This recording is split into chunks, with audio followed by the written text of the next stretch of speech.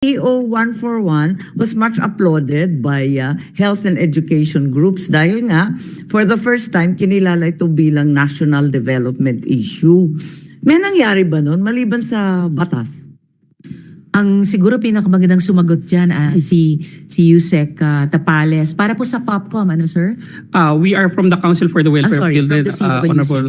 Dahil ilan kayo sa mga agencies who sounded the alarm Yes, na maaring yung EO na tinatanong ni Sen. Ami ang tugon. So please, updates on the EO. Madam Chair, we are aware of that EO and it was very much lauded when it came out.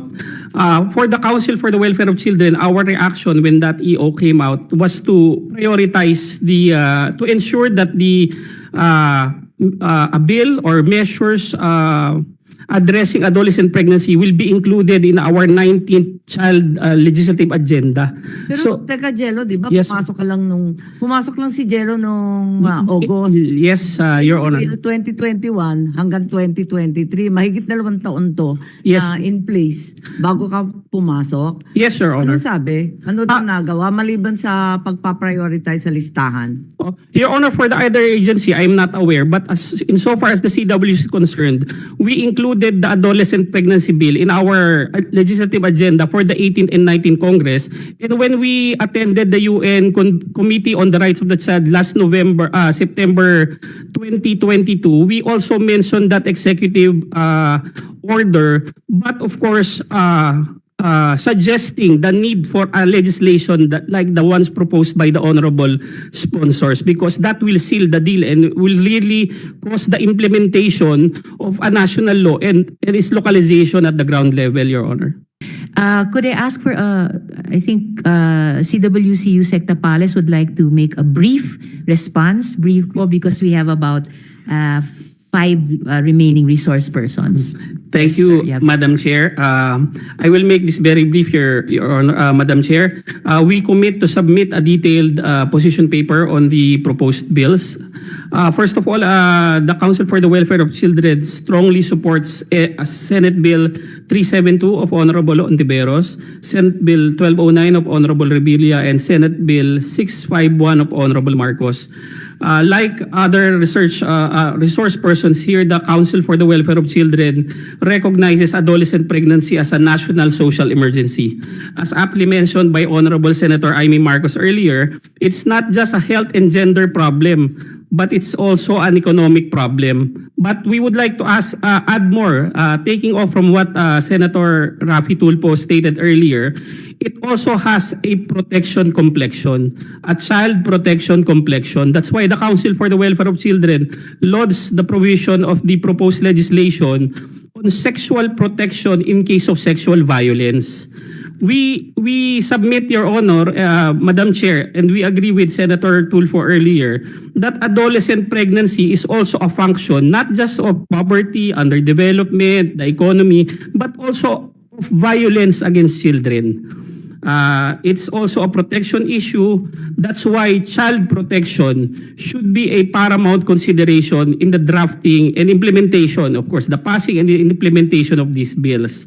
Madam Chair, in that, taking off from that statement, the bodies, particularly the Council, Madam Chair, we suggest, first of all, Madam Chair, the Council for the Welfare of Children is the focal agency of the government about children. We are an attached agency of the DSWD. So anything about children, it lies within our mandate and jurisdiction. That's why in the Declaration of Policy in Section 2 po, Paragraph A, we would like to, of course, respectfully suggest the inclusion of the word children, not just adolescent and young people, but adolescent and children. Because children is any person below 18. So we overlap with our cousin agency, the National Youth Commission. So we are like cousin agencies and we handle the promotion and protection of children's rights. So that's the first proposed revision with respect, of course, from the Council for the Welfare of Children. Secondly, Madam Chair, there is a mention in Section 5 about regional and local information and service delivery networks for adolescent and health development.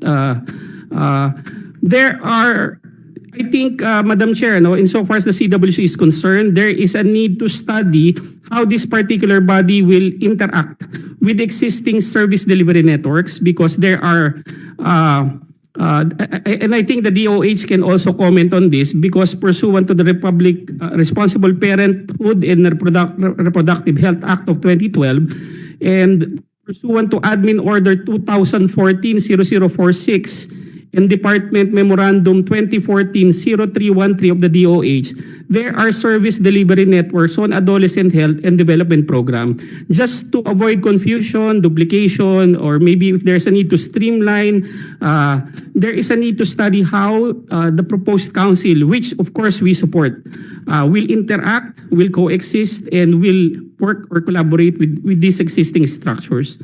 Considering our initial statement that this is also a child protection issue, we would also like to suggest, Madam Chair, that the council or even the other bodies mandated to be created under this law to work with existing councils like the local councils for the protection of children in the LGUs and the barangay councils for the protection of children, so as to ensure that the laudable purposes and objectives of these proposed Senate bills will be cascaded to the structures relating to child protection already existing.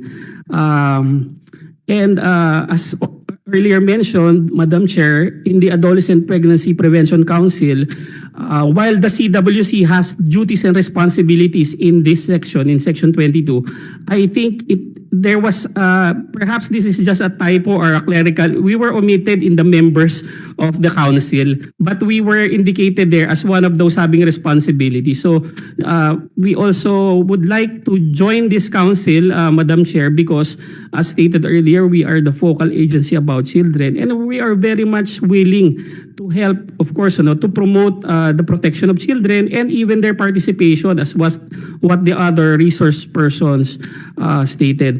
Again, for the Council for the Welfare of Children, we support these pending Senate bills, and it is high time that after EO 141 of President Duterte, there is now pending legislations before the Senate and the House which would address this national social emergency, Madam Chair. Again, we thank this honorable committee for inviting us, and we undertake to submit a more detailed position paper on the pending Senate bills. Thank you, Madam Chair. Thank you very much also, Yusek Tapales. Points very well taken in terms of the definition of terms in the bills, setting up really a policy framework where the laws and the new laws are consistent with each other, not working at cross purposes, but also optimizing, as you said, working together. And point well taken also about the composition of the council. Salamat po.